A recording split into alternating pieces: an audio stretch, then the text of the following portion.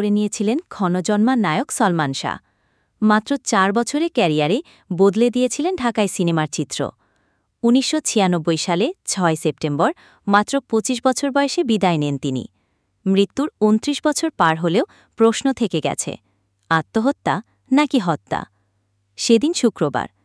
চিত্রনায়ক সালমান শাহ তখন থাকতেন রাজধানী ঢাকার নিউ ইস্কার্টন রোডের ইস্কার্টন প্লাজার একটি ফ্ল্যাটে। সেদিন সকাল ৭টায়, স্যার, এখন তো উপরে যেতে পারবেন না, কিছু প্রবলেম আছে। আগে ম্যাডামকে সালমান শাহর স্ত্রীকে জিজ্ঞেস করতে হবে।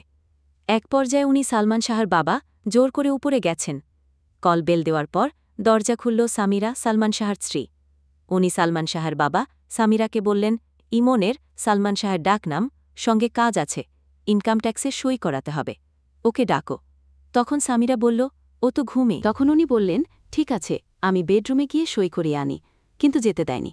আমার হাজবেন্ড ঘণ্টা দেড়েক বসেছিল ওখানে। শেষের পার্ট শুনতে চ্যানেলটিকে সাবস্ক্রাইব করুন।